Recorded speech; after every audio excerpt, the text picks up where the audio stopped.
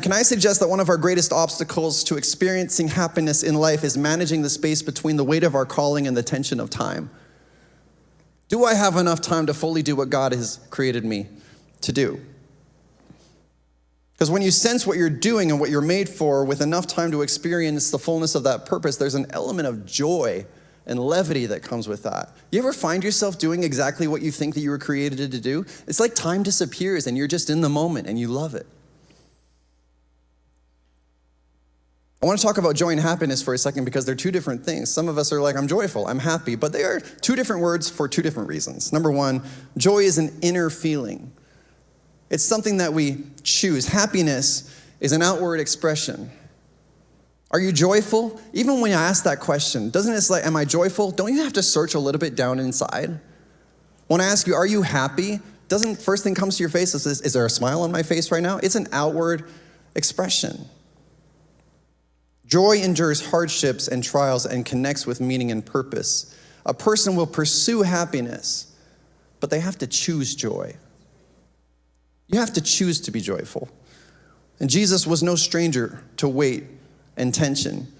He was born into a tyrannical political system, knowing and learning about the weight of his calling for 30 years. 30 years, he knew exactly what his purpose was, but he wasn't able to practice it. Can you imagine knowing your destiny and then not being able to actually put your hand to the plow and go with it? Like, what a frustrating place that would be. But also knowing the tension that he had only 3 years to gather, disciple, develop, and release the future church leaders. Only 3 years to make it all happen. There's a tension in that, isn't there? I wonder if Jesus on the cross had any regrets. Did he say enough? Did he love enough? Did he reach enough? He was man, right? I have regrets. You have regrets. I wonder if those were some of his.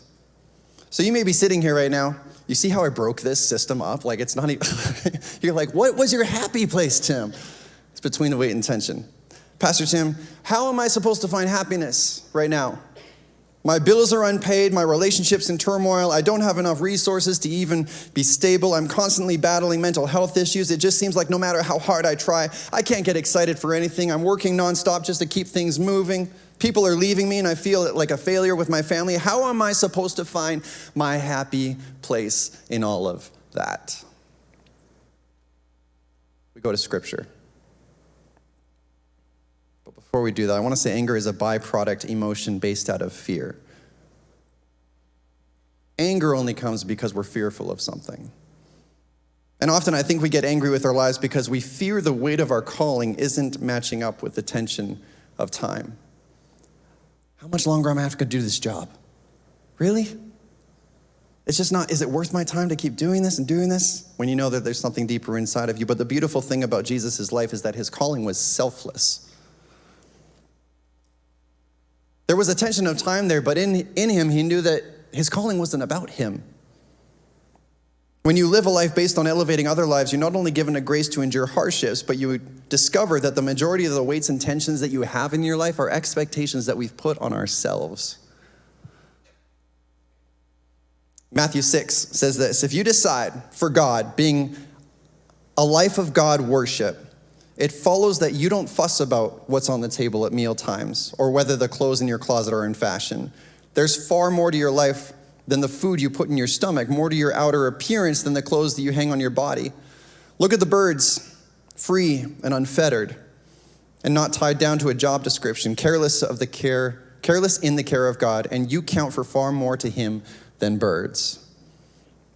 Goes on in verse 30, if God gives so much attention to the appearance of wildflowers, most of which are never even seen, don't you think he'll attend to you, take pride in you, do his best for you?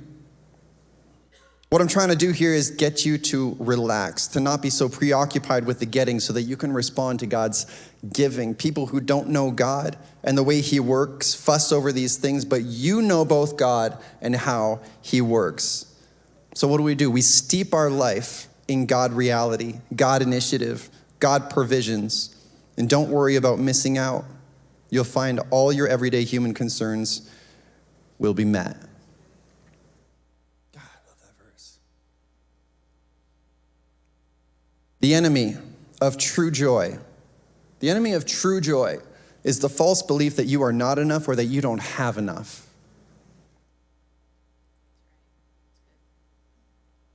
But you are, and you do.